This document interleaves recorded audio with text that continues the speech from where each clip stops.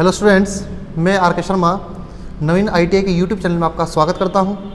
आज हम आपका इलेक्ट्रिशियन वर्कशॉप में है आपका दोस्तों, और इलेक्ट्रिशियन वर्कशॉप में आपको कुछ इलेक्ट्रिशियन के यूज़ होने वाले टूल्स के बारे में आपको डिस्कस करेंगे। ठीक है, देखिए आप जितने भी हमारे विद्यार्थी हैं इलेक्ट्रिशियन के, आप ITI से जब पास आउट होंगे आप एक इलेक्ट्रिशियन बनते हैं दोस्तों आपका। ठीक है, तो इलेक्ट्रिशियन के लिए एक बहुत ही इंपॉर्टेंट होता है, पहली बात आप लोगों को टूल्स के बारे में नॉलेज होना बहुत ही आवश्यक है, क्योंकि आपके परीक्षाओं में आपसे जो क्वेश्चन जो बनते हैं, काफ़ी प्रश्न जो होते हैं आपके टूल से पूछे जाते हैं। और जब आप आगे जाके आप कंपटीशन की तैयारी करेंगे, कंपटीशन का पेपर आपको देंगे, तो वहाँ पर भी टूल्स पर बहुत सारे प्रश्न आपसे लोगों से पूछे जाते हैं। तो टूल्स के बारे में आप लोगों को जानकारी होना बहुत ही आवश्यक है, चाहे आप ITI के स्टूडेंट्स हो, चाहे आप डिप्लोमा के स्टूडेंट्स हो। ठीक है ना, चलिए आप स्टार्ट करते हैं। पहला हमारा देखिए जो टूल्स होता है, देखिए इलेक्ट्रिशियन में सबसे ज़्यादा यूज़ होने वाला, सबसे ज़्यादा इस्तेमाल किए जाने जो टूल्स होते हैं, बेसिकली एक तो हमारा पहले नंबर पर आता है कॉम्बिनेशन प्लायर। इसको हम बोलते हैं आपका कॉम्बिनेशन प्लायर। देखिए आम भाषा में लोग इसको घर में इस्तेमाल करते हैं और हर जगह तो इस्तेमाल किया जाता है, इसको हम बोलते हैं प्लास। तो आप लोग टेक्निकल के स्टूडेंट हैं, ITI के स्टूडेंट्स हैं, ठीक है ना, जब आप टेक्निकल लाइन में आ गए हैं तो आप लोगों को प्लास वगैरह पेचकस वगैरह ऐसा नहीं बोलना है, इसको बोलना है आप लोगों को कॉम्बिनेशन प्लायर। ठीक है, क्या बोलना है इसको, आपको बोलना है कॉम्बिनेशन प्लायर। तो कॉम्बिनेशन प्लायर क्या होता है, देखिए इसका नाम कॉम्बिनेशन क्यों पड़ा है, कॉम्बिनेशन इसलिए इसको बोलते हैं क्योंकि इस प्लायर के द्वारा आप क्या कर सकते हैं, वायर को ट्विस्ट कर सकते हैं। ठीक है, वायर को ट्विस्ट कर सकते हैं, वायर की कटिंग कर सकते हैं, आप किसी नट बोल्ट को ओपन कर सकते हैं, क्लोज कर सकते हैं। ठीक है ना, तो बहुत सारे डिफरेंट कार्य स्क्रू ड्राइवर आप कर सकते हैं। ठीक है ना, देखिए वायर का इंसुलेशन होगा तो वायर का इंसुलेशन हटा देंगे, वायर को ट्विस्ट करना होगा तो वायर को ट्विस्ट कर सकते हैं, वायर की कटिंग कर सकते हैं। ठीक है, किसी नट बोल्ट को खोलना हो तो वो कर सकते हैं। तो डिफरेंट बहुत सारे आप कार्य कर सकते हैं, इसी के नाम पर इसका नाम रखा गया कॉम्बिनेशन, जो बहुत सारे कार्य कर सकता है कॉम्बिनेशन प्लायर। अब देखिए प्लायर का जो देखिए प्लायर के ऊपर आप लोगों को दिख रहा होगा, यहाँ पर इसको चढ़ा होता है इंसुलेशन। तो इंसुलेशन किस लिए चढ़ाया जाता है दोस्तों, आपका इंसुलेशन आपका इसलिए चढ़ाया जाता है क्योंकि जब आप किसी कंडक्टर पर, आप लाइव कंडक्टर पर कार्य करते हैं तो उसके दौरान इसके अंदर से करंट फ्लो होती है, क्योंकि आपका एक मेटल है आपका, ठीक है, तो कंडक्टर है, तो इसमें अगर आप लोगों को अगर इंसुलेशन ना हो तो आप लोगों को इलेक्ट्रिक शॉक लगेगा। तो इलेक्ट्रिक शॉक से बचने के लिए आपके ऊपर इसके प्लायर के ऊपर क्या चढ़ाया जाता है, स्लैब्स के ऊपर एक इंसुलेशन चढ़ाया जाता है। ठीक है, इंसुलेशन चढ़ाने से क्या होता है, आप इलेक्ट्रिक शॉक से झटके से आप बच जाते हैं। अब देखिए मैक्सिमम का जो आप ऑपरेट जो मैक्सिमम जो आप इसको यूज कर सकते हैं, आप कितने वोल्ट का इसका इस्तेमाल कर सकते हैं, तो मैक्सिमम आप इसको 500 वोल्ट, मैक्सिमम आप इस प्लायर को 500 वोल्ट तक इस्तेमाल कर सकते हैं, इसके ऊपर इसको इस्तेमाल आप नहीं करेंगे। और मार्केट में आपको डिफरेंट अलग अलग साइज में आपका अवेलेबल होता है। देखिए हम इसका साइज को मेजर करते हैं, देखिए इसका साइज कहाँ से होता है, देखिए इसके फेस से बिल्कुल टिप से लेकर आपका हैंडल तक इसका क्या होता है, साइज को मेजर किया जाता है। और ये हमारा 150 mm 150 mm आप इसको देख पा रहे हो, तो देखिए हमारा ये 150 mm का होता है, यानी 150 mm में हमारा ये जो प्लायर है हमारा पास अवेलेबल है। और मार्केट में आपको 150 mm 200 mm 250 mm में अवेलेबल आपको हो जाता है, जिसको बोलते हैं कॉम्बिनेशन प्लायर। ठीक है, एक प्लायर हमारा ये होता है, देखिए एक हमारा प्लायर है ये इस प्रकार का, एक हमारा ये भी प्लायर है दोस्तों हमारा।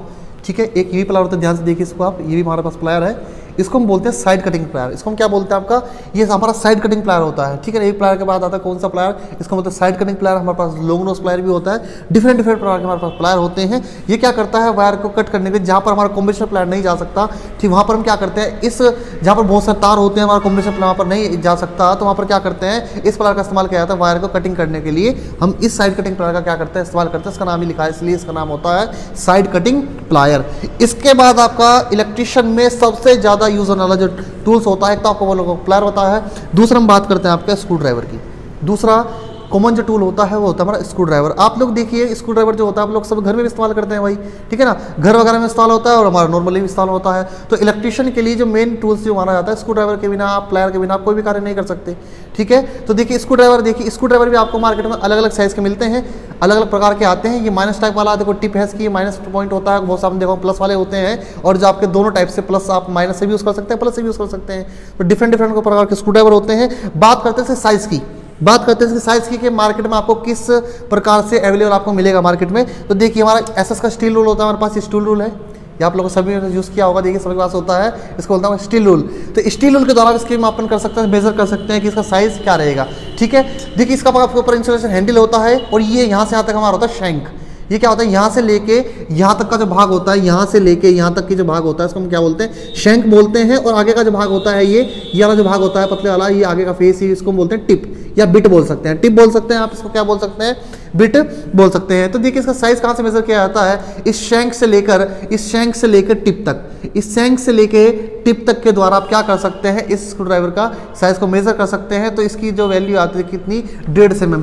तो ये भी हमारा जो स्क्रू ड्राइवर है दोस्तों, हमारा कितने mm का है, 1.5 mm का हमारा स्क्रू ड्राइवर है। ठीक है, कितने mm का हमारा, 1.5 mm का स्क्रू ड्राइवर है आपका। ठीक है, और इसी प्रकार से एक हमारा स्क्रू ड्राइवर ये है, और इस स्क्रू ड्राइवर को हम बोलते हैं हैवी ड्यूटी स्क्रू ड्राइवर। इससे हैवी कार्य आप कर सकते हैं, यानी कोई बड़ा आपका स्क्रू हो तो उसको टाइट कर सकते हैं, खोल कर सकते हैं, ओपन कर सकते हैं, तो इसको हम बोलते हैं हैवी ड्यूटी स्क्रू ड्राइवर। इसका साइज देख लेते हैं, इसका सभी स्क्रू ड्राइवर का साइज ऐसे मेजर करेंगे तो देखिए ये हमारा कितना है दोस्तों, ये हमारा 200 mm है। शैंक से लेकर टिप तक हमारा जो आ रहा है, ये हमारा कितना आ रहा है, देखिए दोस्तों आपका 200 mm। हमारा कितने स्क्रू ड्राइवर का साइज है, हो गया हमारा, ये हमारा स्क्रू ड्राइवर है 200 mm। इसको बोलता है आपका हैवी ड्यूटी स्क्रू ड्राइवर, जिससे हम भारी कार्य करते हैं आपका, नहीं कोई बड़ा आपका स्क्रू हो तो उसको हम, जिससे हम छोटे से काम नहीं होगा। अगर हमारे देखिए छोटा स्क्रू ड्राइवर भी होता है तो बड़ा कोई स्क्रू हो तो उसके तरफ नहीं खोल सकते, इसको ज़्यादा फोर्स लगाना पड़ेगा, उसके लिए क्या लगेगा, हैवी ड्यूटी स्क्रू ड्राइवर। तो ये जो स्क्रू ड्राइवर हमारे पास अवेलेबल है कितना, हमारा 200 mm का। ठीक है, ये देखिए एक स्क्रू ड्राइवर हमारे पास ये भी है छोटे कार्य के, जनरल कार्य के लिए।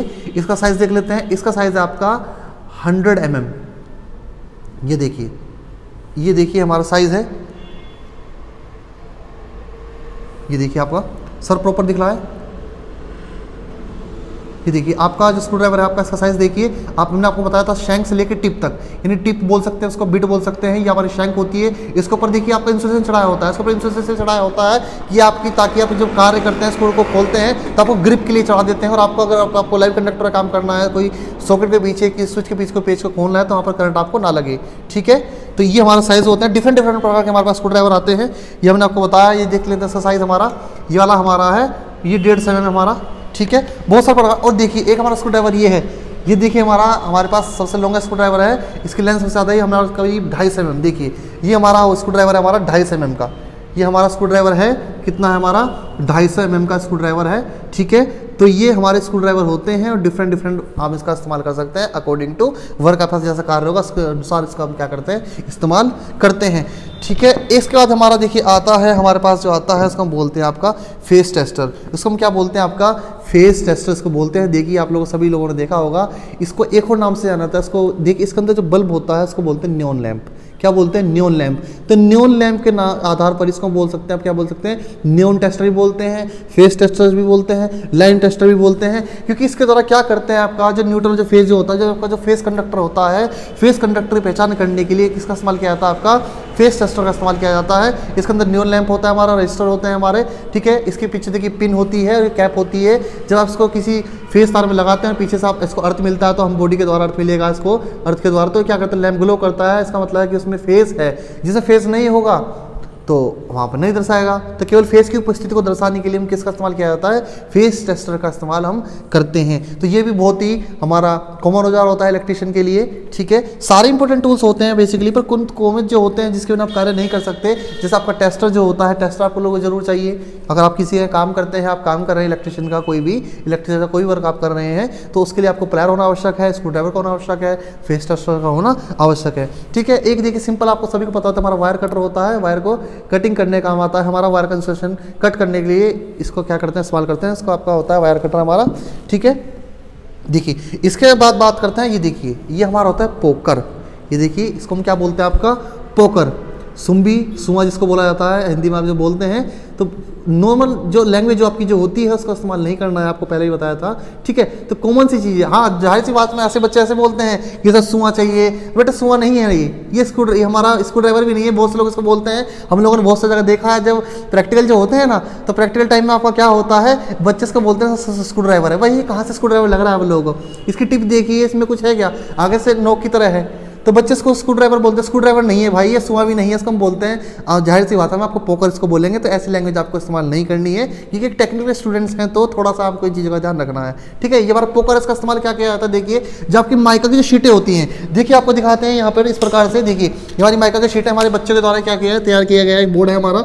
इसमें देखिए हमने क्या लगाया, 2 स्विच है हमारे, 3 स्विच हमारे 2 सॉकेट लगे हुए हैं। अब देखिए इसमें ये जो सॉकेट है, देखिए स्विच जो लगे हैं इनके पीछे आप देखिए हमारे छोटे छोटे क्या लगे हैं, नट लगे हैं इनको टाइट करने के लिए, ठीक है। अब इसमें जो होल करते हैं, जो माइका की जो शीट होती है आपकी, इस माइका की शीट में अगर आपके पास ड्रिल मशीन नहीं है, आप लोगों के पास कहीं पर आपको कार्य करना पड़ रहा है, वहाँ पर लाइट की आवश्यकता नहीं है, लाइट नहीं है वहाँ पर, और आप लोगों को शीट लगानी है भाई, तो क्या करेंगे, उसके लिए इस्तेमाल करते हैं पोकर का। पोकर का द्वारा क्या करते हैं, इस माइका की शीट में आप छोटे छोटे होल कर सकते हैं, आपकी जो प्लाई बोर्ड होता है उसमें आप होल कर सकते हैं, किसके द्वारा, इस पोकर के द्वारा, ठीक है। अब बात करें देखिए माइका की बात, माइका हमारे पास है, तो माइका की जो प्लेट होती है उसमें देखिए आपने लगाओ स्विच और आपके सॉकेट लगे हुए हैं। अब क्वेश्चन जो बनता है आपका इंटरव्यू में पूछा जाता है, आपके पेपर में पूछा जाता है, और सभी बच्चों का माइंड में क्वेश्चन होता है कि जो आपके जो स्विच होते हैं, सॉकेट होते हैं, ठीक है, जो आपके जो स्विच होंगे, जो सॉकेट होते हैं, आपका देखिए होल्डर होता है, तो ये आपके किस चीज़ के बने होते हैं, ठीक है, ये आपके किस धातु के बने होते हैं। तो ये जो आपके जो स्विच होते हैं, जो सॉकेट होते हैं आपके, वो आपके बैकेलाइट के बनाए जाते हैं दोस्तों। किसके बनाए जाते हैं, बैकेलाइट के बनाए जाते हैं, ये सभी को पता होना चाहिए, ठीक है। कॉमन सी चीज़ें होती हैं दोस्तों आपकी, जो लोगों को नहीं पता होती है। लोग क्या करते हैं, बस बच्चों को क्या होता है कि आपने एडमिशन लिया और बस बच्चों को पहले दिन ही मोटर जनरेटर पढ़ा दें, बस बच्चों को यही चाहिए होता है। ऐसा नहीं होता बेटे, हर चीज़ चलती एक लेवल से चलती है। अगर आप लोगों को टूल्स के बारे में नॉलेज नहीं होगी तो आपकी पढ़ाई का कोई फायदा नहीं है, क्योंकि क्वेश्चन जो पूछे जाते हैं आपके, चाहे इंटरव्यू में क्वेश्चन पूछे हैं आपसे, प्रैक्टिकल में क्वेश्चन पूछे जाए, आपके एग्जाम में जो क्वेश्चन पूछे जाते हैं वो कॉमन से क्वेश्चन पूछे जाते हैं, जनरल से क्वेश्चन पूछे जाते हैं, ठीक है ना। तो आपके जो स्विच सॉकेट जो होते हैं आपके किसके बने होते हैं, आपके होल्डर वगैरह बैकेलाइट के बने होते हैं। इनके पीछे के जो टर्मिनल होते हैं भाई, वो किसके बने होते हैं, आपके ब्रास यानी पीतल के बनाए जाते हैं, ठीक है ना। वो किसके बनाए जाते हैं, ब्रास और पीतल के आपके बनाए जाते हैं। ये थोड़ा सा इस पर ध्यान रखिएगा आप लोग। अब बात करते हैं आगे, टूल्स पर चलते हैं। आपका बात कर लेते हैं आपकी, देखिए कौन सा टूल है हमारा, ये सभी को विद्यार्थियों को पता होता है, जिसको बोलते हैं MCB। इसको क्या बोला जाता है, आपका MCB बोला जाता है, इसको मिनिएचर सर्किट ब्रेकर। क्या बोलते हैं इसको, मिनिएचर सर्किट ब्रेकर। एक कंपोनेंट में आता है, आपका डिवाइस में आता है, और कौन से डिवाइस में आता है, ये आपका आता है हमारा एक सेफ्टी डिवाइस में। तो MCB क्या होती है, फुल फॉर्म की पूछी जाती है आप लोगों की परीक्षा में, तो उसको बोलता है मिनिएचर सर्किट ब्रेकर, लघुत्तम परिपथ वियोजक, हिंदी में इसको बोला जाता है MCB miniature circuit breaker. Different rating में आती है, हमारे पास 32 एम्पीयर की क्या है, MCB है, ठीक है। ऑपरेशन प्रिंसिपल की बात करें, इसका जो ऑपरेशन प्रिंसिपल जो होता है, किस किस पर कार्य करती है आपकी ये, तो आपका थर्मल ओवरलोड प्रोटेक्शन किसके द्वारा मिलता है, कि सेफ्टी कैसे कार्य करेगी या किस पर कार्य करता है, देखिए या सेफ्टी जो देगा। इसमें पहली बात, लाइन में लगती कैसे है, ये सीरीज में लगेगी, पैरेलल में लगेगी, तो हमेशा ही लाइन किस में लगाई जाती है, सीरीज में लगाई जाती है, ठीक है। किस में लगाई जाती है, लाइन के सीरीज में ये लगाई जाती है। सेफ्टी जो देती है आपकी, ओवरलोड से भी सेफ्टी देती है, और शॉर्ट सर्किट प्रोटेक्शन, दोनों प्रकार का प्रोटेक्शन इसमें क्या होता है, आपको दिया जाता है, ठीक है। आपका इसका जाना, जब MCB पढ़ेंगे तो इसके बारे में डिटेल्स में वहाँ पे ब्रीफली डिस्कस किया जाएगा। तो फिलहाल आपको इतना ध्यान रखना है कि जो आपकी MCB जो होती है वो सेफ्टी डिवाइस के अंतर्गत आता है, जो आपकी क्या करती है, किसी भी सर्किट में एक्सेस करंट के आने की कंडीशन में आपको सर्किट को क्या करती है, ट्रिप होकर सर्किट को क्या करती है, बचा लेती है। और इस प्रकार की जो MCB होती हैं, जो आपके इस प्रकार के जो स्विच गियर जो होते हैं, जिनमें इस प्रकार से होता है, वो देखिए ऊपरी कंडीशन में तो ऑन होती है, ऊपरी कंडीशन में ऑन होती हैं, और नीचे करती है क्या हो जाती है, ऑफ हो जाती हैं। इतना आप लोगों को इसमें ध्यान रखना है, ठीक है। अब बात कर लेते हैं आपका, देखिए बेसिक सा हमारा टूल होता है जिसे हार्ट ऑफ इलेक्ट्रिशियन कहा जाता है आपकी ट्रेड की, जो बहुत ही महत्वपूर्ण टूल जो होता है, जिससे आप कुछ भी कार्य संभव नहीं है इलेक्ट्रिसिटी में आपका, चाहे आप इलेक्ट्रिशियन के स्टूडेंट हो, चाहे आप इलेक्ट्रॉनिक्स के स्टूडेंट्स हो। देखिए हमारे होते हैं मल्टीमीटर्स, जिन्हें क्या बोलते हैं, आपका मल्टीमीटर्स बोलते हैं। तो मल्टीमीटर में हमारे पास 2 प्रकार के देखिए मल्टीमीटर्स अवेलेबल है हमारे पास। देखिए पहले बात करते हैं पुराना टाइप, ओल्ड जमाना था तो भाई पहले ऐसे मल्टीमीटर चलते थे। आजकल तो आप लोग का डिजिटल जमाना आ गया है। आप लोग पहले फोन भी आपके पास होते थे, लैंडलाइन फोन होते थे, कीपैड फोन होते थे। एडवांस वर्जन जब हुआ आप लोगों का, तो आप लोग भाई एंड्रॉइड पर आ गए, विंडो पर आ गए, ठीक है ना। तो इसी प्रकार से थोड़ा इलेक्ट्रिसिटी में भी क्या होता है, अपडेशन होता रहता है। तो पहले हमारे पास ये मीटर था मल्टीमीटर, इसको बोलते हैं एनालॉग मल्टीमीटर बोलते हैं। क्या बोलते हैं, एनालॉग। एनालॉग चीज़ें होती हैं, कुछ चीज़ें डिजिटल होती हैं। देखिए डिजिटल एनालॉग का मतलब क्या होता है, देखिए इसका आप ध्यान से देखिएगा, इस मल्टीमीटर में ध्यान से देखिएगा, इसकी जो स्केल है, स्केल पहले से अंकित पैमाना है, पहले से क्या है, अंकित पैमाना है, यानी पहले से ही वैल्यू है, जो डिजिट है वो आपकी लिखी हुई है, तो इसको बोलते हैं एनालॉग, ठीक है। डिजिटल वो होता है, डिजिटल में केवल आपकी डायरेक्ट डिजिट आती हैं। डिजिटल में डायरेक्ट देखिए क्या आती है, आपकी डिजिट ही आती है। इस प्रकार से देखिए आपकी डायरेक्टली डिजिट आती है, डायरेक्ट डिजिट आपकी आएंगी, जितनी वैल्यू होगी आपकी उतनी इसकी डिजिट आती है कि भाई इतना वैल्यू का है, इतना वैल्यू है, तो डायरेक्ट वैल्यू आती है, वो होता है डिजिटल टाइप। तो इसका मल्टीमीटर का क्वेश्चन पूछा जाता है आप लोगों से पेपर में कि जो मल्टीमीटर होता है, मल्टीमीटर का दूसरा नाम क्या होता है। मल्टीमीटर का जो दूसरा नाम जो होता है सभी बच्चों को नहीं पता होता, जिन स्टूडेंट को पता है वो बहुत अच्छी बात है, जिनको नहीं पता है उसको हम बोलते हैं एवोमीटर, AVO मीटर, यानी इसके द्वारा हम क्या कर सकते हैं, आप एम्पेयर मेजर कर सकते हैं, वोल्टेज मेजर कर सकते हैं, और आप क्या कर सकते हैं रेजिस्टेंस, ओम का मतलब रेजिस्टेंस ओम किस यूनिट होती है, रेजिस्टेंस की यूनिट होती है। तो सभी जितनी भी चीज़ें आपकी होती हैं, देखिए हमारे चैनल के माध्यम से आपको थ्योरेटिकल चीज़ें आपको अलग से चलेंगी, प्रैक्टिकल चीज़ें आपको अलग से चलेंगी, और साथ में लिंक करते हम चलेंगे। जैसे मैंने आपको पढ़ाया था करंट के बारे में, आपने डिस्कस किया था रेजिस्टेंस के बारे में, वोल्टेज के बारे में। तो वोल्टेज की यूनिट क्या होती है, वोल्ट होती है। तो हमने इसका मीटर का भी नाम, आपको दूसरा नाम क्या होता है मल्टीमीटर का, एवोमीटर, AVO मीटर। तो AVO मीटर हमने जो बताया तो कुछ तो सोच समझ के बताया होगा ना आप लोगों को। ए से आपका एम्पेयर होता है, तो करंट की यूनिट, करंट किसको मेजर किया जाता है, एम्पेयर मेजर किया जाता है, तो एम्पेयर ले लिया हमने उसका एक। दूसरी बात करते हैं वोल्टेज की, तो वोल्टेज की यूनिट क्या होती है, वोल्ट वोल्ट मीटर से मेजर किया जाता है, तो उसमें वोल्टेज में मेजर कर सकते हैं।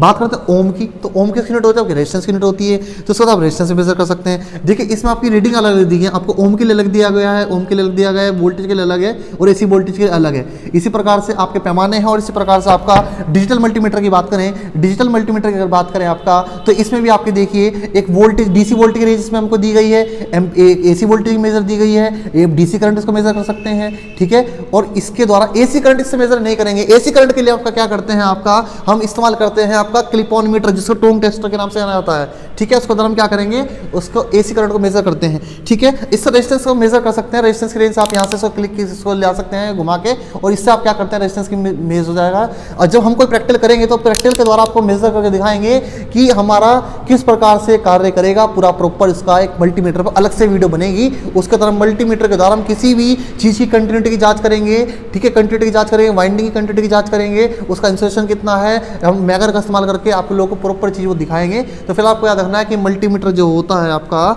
मल्टीमीटर के द्वारा हम क्या करते हैं, किसी भी सप्लाई की, किसी की वोल्टेज चेक कर सकते हैं, आपके घर में कितनी सप्लाई आ रही है वोल्टेज भी चेक कर सकते हैं, आप DC करंट चेक कर सकते हैं, कि सर्किट का रेजिस्टेंस चेक कर सकते हैं, कार्बन रजिस्टर जो होते हैं, ट्रांजिस्टर जो होते हैं, डायोड होते हैं, उसको डिफरेंट और बहुत सारी चीज़ आप इससे कर सकते हैं। तो इसको बोलते हैं हमारे दो प्रकार के मल्टीमीटर, एक एनालॉग और एक डिजिटल।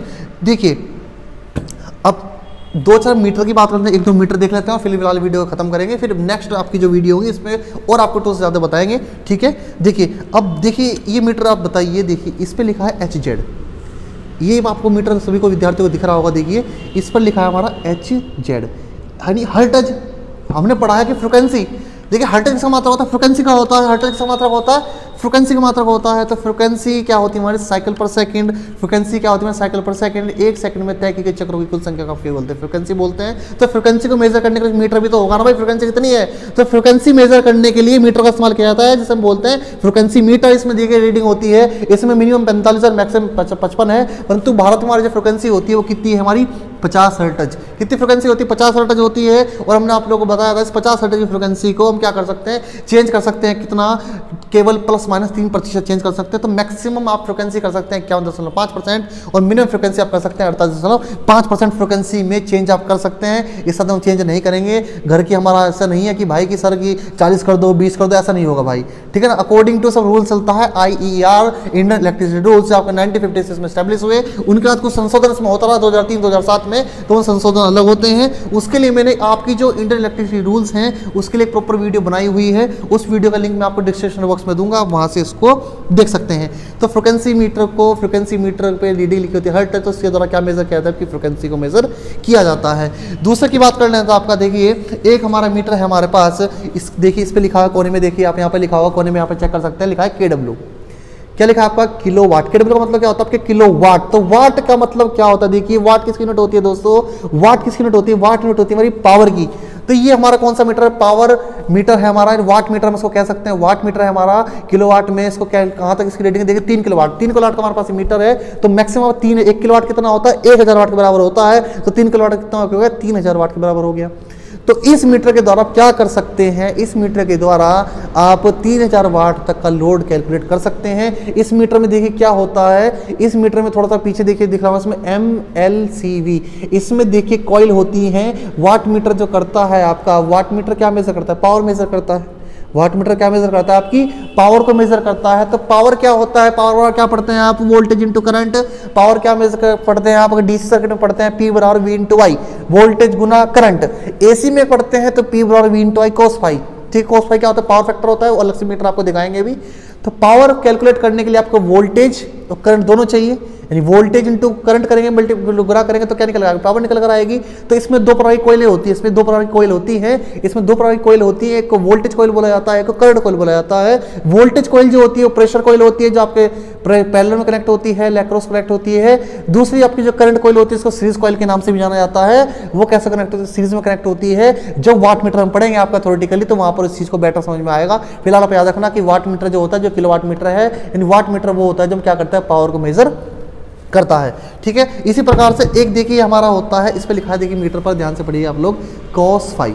इस पर क्या लिखा है आपका, cos फाई। cos फाई क्या होता है, पावर फैक्टर।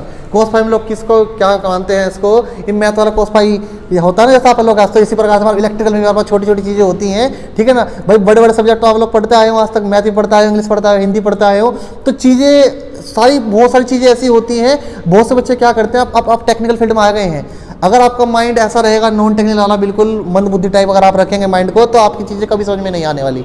ठीक है ना, आपको समझने के लिए अपना इंटरेस्ट पैदा करना पड़ेगा। जैसे आप लोग रात रात में फोन पर लगे रहते हैं, आप इंटरेस्ट रहता है ना आप लोगों को, तो वो इंटरेस्ट इन्हीं चीज़ों में लेकर आना है। अगर आप लोगों को लाइफ में सक्सेस होना है, कुछ करना है दोस्तों, पास होना है आप लोगों को, एक अच्छी फील्ड की अपनी नौकरी करनी है, तो आप लोगों को थोड़ा समय इनमें डालना पड़ेगा, अपना समय निकाल कर। जहाँ पर इंटरेस्ट होता है बात वहीं पर होती है, जहाँ पर इंटरेस्ट होता है। मैं आपको पहले बताता हूँ, अगर आपको किसी में इंटरेस्ट है तो आप बात जरूर करेंगे। आपको पता है कि आपका टाइमिंग सबकी बंदी होती है, फोन आना है, वहाँ जाना है, क्योंकि इंटरेस्ट है। जहाँ पर आप लोगों को इंटरेस्ट होगा वहाँ पर आप जरूर जाएंगे। अगर आप लोगों को पढ़ाई से इंटरेस्ट नहीं होगा, टूल से इंटरेस्ट नहीं होगा, अपने फील्ड से आपको इंटरेस्ट नहीं होगा, तो आप कितनी भी कोशिश कर लीजिए, मास्टर अपना चाहे भेजा आपको घोल के पिला दे, वो भी कुछ नहीं हो सकता। भगवान भी उतर कर आएंगे धरती पे, कहेंगे कि बेटे सीख ले, तो आप कहोगे नहीं जी, ऐसा बिल्कुल नहीं होगा। तो इंटरेस्ट लाना पड़ेगा। इंटरेस्ट लाने के लिए आप लोगों को थोड़ा सा अपने प्रति थोड़ा लगाव, रुचि पैदा करें अपने सब्जेक्ट में। अगर आप लोगों ने फीस पे कर रहे हैं तो थोड़ा सा इन चीज़ों में थोड़ा फोकस करा करें। तो हमने बात करते हैं आपको cos फाई देखिए होता है, पावर फैक्टर मीटर होता है। पावर फैक्टर को कैलकुलेट करते हैं। पावर फैक्टर क्या करता है, इसके द्वारा मापा जाता है। इसमें देखिए एक तरफ लिखा है इंडक्टेंस, एक तरफ लिखा है कैपेसिटेंस, IND और CAP। अभी आप लोग जब ऐसी थ्योरी पढ़ेंगे तो वहाँ पर आपका इंडक्टिव सर्किट आएगा, कैपेसिटिव सर्किट आएगा। तो हमने बेसिक सी चीज़ डिस्कस करी थी कि हमारे पास 3 प्रकार के लोड होते हैं, एक रेजिस्टिव लोड, एक इंडक्टिव, एक कैपेसिटिव। रेजिस्टिव लोड में पावर फैक्टर यूनिटी रहता है, इंडक्टिव लोड में पावर फैक्टर लैगिंग चला जाता है, और कैपेसिटिव लोड में पावर फैक्टर लीडिंग चला जाता है। तो इस प्रकार से मीटर काम करेगा। कैपेसिटिव लोड होगा तो कैपेसिटिव की तरफ चला जाएगा, पावर फैक्टर लीडिंग है। इंडक्टिव लोड होगा तो इंडक्टिव की तरफ सुई आ जाएगी, हमारी इसकी नीडल आ जाएगी, ये पावर फैक्टर लैगिंग है। और रेजिस्टिव लोड होगा तो पावर फैक्टर बीच में रहेगा, इसका मतलब यूनिटी है, तो नीडल में कोई चेंजेस नहीं आएगा। तो खैर ऐसी थ्योरी में आपने आप लोगों को ये चीज़ बताई थी। इसी प्रकार से 1 मीटर और ले लेते हैं और फिर हमारी वीडियो को यहाँ पे समाप्त करते हैं। देखिए ये हमारा है एम्पेयर मीटर, ये देखिए एक हो रहा है हमारे पास एम्पेयर मीटर, ये रखते हैं। देखिए यहाँ पर देखिए इसमें थोड़ा आपको डिफरेंस, इसका स्केल थोड़ा बड़ा सा है तो इसको थोड़ा अच्छा आपको दिखेगा। ये देखिए एम्पेयर मीटर है हमारा, ये क्या है हमारा एम्पेयर मीटर। इसकी पहचान करने का तरीका क्या होता है, इसकी पहचान किस प्रकार से करेंगे, तो देखिए आपको कि जो सिंबल्स जो होते हैं, सिंबल्स बहुत ही महत्वपूर्ण होते हैं आप लोगों के लिए। आप लोगों की जो ट्रेड थ्योरी की जो बुक आप लोगों को दी गई है उसमें आपके सिंबल्स हैं। ठीक है ना, तो सिंबल्स वो ऐसे नहीं है कि वो सिंबल उन लोगों ने दिए हैं, भाई आप लोगों के लिए तो दिए हैं। अगर आप लोगों के लिए इसमें कुछ दिया गया है, कुछ बुक्स में आपको प्रिंटेड है, कुछ छपा हुआ है, तो वो आप लोगों के लिए ही है। ठीक है ना, वो 10वीं 12वीं वालों के लिए नहीं है कि ऐसा नहीं है कि आप छोटे भाई को घर में दिखा देंगे बेटे ये सिंबल है देख, ऐसा नहीं है, वो आप लोगों के लिए दिया गया है सारा। तो आप लोग उसको देखेंगे तभी तो चीज़ आएंगी। अब देखिए इस पर ए लिखा है, ए लिखा है, उसके नीचे देखना आप एक लाइन होगी, एक लाइन है इस प्रकार से। तो इसी लाइन किसी होती है, DC की होती है, क्योंकि DC क्या चलती है, समय के साथ कॉन्स्टेंट रहती है, स्ट्रेट लाइन आती है, तो सिंबल दर्शाया गया इसको DC को। तो एक DC एम्पेयर मीटर है हमारा। कौन सा एम्पेयर मीटर है, DC एम्पेयर मीटर है। इसके द्वारा हम क्या कर सकते हैं, DC करंट को कैलकुलेट कर सकते हैं। इसकी रेंज जो दे रखी है देखिए, रेंज इसकी देखिए 0 से लेकर 1 एम्पियर तक, 0 से लेकर आपकी 1 एम्पियर तक इसमें क्या गई है आपकी रेंज दी है 0.1, 0.2, 0.6, 0.8 और 1। ठीक है, इसका हम क्या कर सकते हैं, कैलकुलेट कर सकते हैं। और देखिए इस इंस्ट्रूमेंट को हमारा इसमें देखिए यहाँ पर चीज लिखी हुई है, यहाँ पर देखिए ध्यान से पढ़िए, इसको लिखा DC मूविंग कॉइल। क्या लिखा है इसमें, मूविंग कॉइल। तो हमारे जो इंस्ट्रूमेंट जो होते हैं ना, इंस्ट्रूमेंट 2 प्रकार के होते हैं, एक मूविंग कॉइल टाइप होते हैं, एक मूविंग आयरन टाइप होते हैं। अगर आपका एक किसी कारणवश से एम्पेयर मीटर आके नीचे से हमारा जो DC का सिंबल है वो मिट जाए तो आप किस प्रकार से को समझेंगे, एक कोने पर भी देखिए, कोने पर भी इसका इस प्रकार सिंबल बना हुआ है, वो होता है मूविंग कॉइल का सिंबल। और यहाँ पर इस पे लिखा है मूविंग कॉइल। तो मूविंग कॉइल जितने भी इंस्ट्रूमेंट हमारे होंगे, वो क्या करते हैं, हमारे DC को मेजर करते हैं, DC पे ही एप्लीकेबल होंगे, DC पर ही ऑपरेट होंगे। बात करते हैं दूसरा मूविंग आयरन की, तो मूविंग आयरन जितने इंस्ट्रूमेंट हमारे होते हैं, मूविंग आयरन इंस्ट्रूमेंट हमारे सारे चाहे एसी पर इस्तेमाल करें चाहे डीसी पर, दोनों सप्लाई पर कार्य करते हैं। और एम्पेयर मीटर हमेशा लाइन के कैसे होता है, सीरीज में कनेक्ट होता है, इसको लाइन के क्या लगाया जाता है, श्रेणी में लगाया जाता है। तो फिलहाल हमारे इतने ही टूल्स रखते हैं, बाकी अपनी नेक्स्ट वीडियो में आपको बचे हुए जो हमारे टूल्स होते हैं, इंपॉर्टेंट जो टूल्स होते हैं वो लेकर आएंगे। तो फिलहाल आज की वीडियो में इतना कहना चाहेंगे। अगर आप लोगों को वीडियो पसंद आए दोस्तों तो वीडियो को लाइक करें, शेयर करें और चैनल को सब्सक्राइब करें और धन्यवाद।